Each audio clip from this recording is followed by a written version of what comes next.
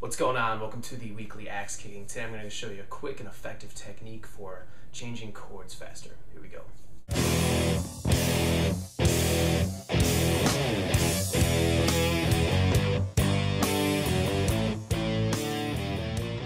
Alright, so the idea here is really simple, but it can also be very effective. I've been using this with my students over the past couple of years, and I've gotten a great results from it, so I just want to share it with you guys. All that's really happening here is, let's take three chords, alright? D, C, and G. Now, when you're actually strumming chords, or however you're going to execute those chords, at first the hardest part mechanically on the guitar is to simply switch between the chords while maintaining a smooth, steady tempo. And the actual mechanics of strumming isn't as complicated. Now, the more advanced you get as a guitar player, and the more you kind of cultivate your strumming or different ways to play chords, you know, it obviously gets more complicated. But this is just when you're first starting out. So when you're first starting out, the hard part is just switching between the chords. So an exercise that can be very helpful for this kind of thing: take the strumming out. So so now you're going to be multitasking just a little bit less. All you're going to do is start with, so we had just a simple 3-chord progression. Let's just start with 2 of those chords, D and C. I'm going to assemble the fingering of a D chord.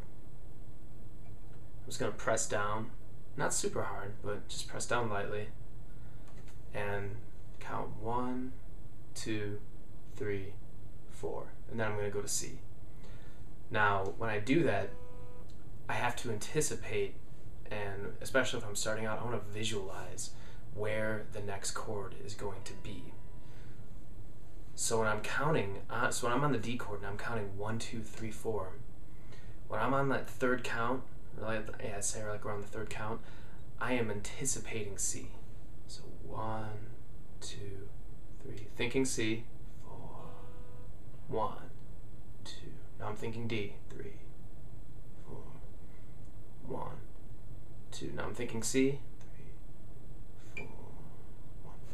When you really put some mental energy into anticipating the next chord, your economy of motion will be far more where you need it to be, meaning you're going to move around a lot less. And especially with guitar, or with any other instrument, the less you move, the faster and smoother your transition will be. In this case, the transition from chord to chord. Now, all I'm going to do here is just add in the G to that equation and resolve it on D. So I'm on D, 1, 2, thinking C, 3, 4, 1, 2, thinking G, 3, 4, 1, 2, thinking D, 3, 4, back on D. Again, we basically took out the strumming and concentrated on what is the initial, most difficult mechanic of changing chords. And by doing that, we're making a very effective, and this is what I really love about it, is since you really have to focus and anticipate the chord, we are looking at an exercise that is a key example of focused practice. If you spend any decent amount of time with an instrument, you know there's a big difference between lazy practice, regular playing, and pure focus practice. This is the practice that produces results. This is what my students have had a lot of success with, and that's the template for how, why I'm presenting this to you. So that's about it.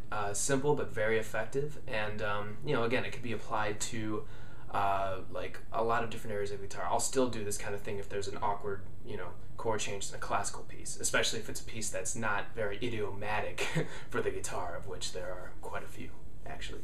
So yeah, that's about it. Hope you enjoyed it. See you next week.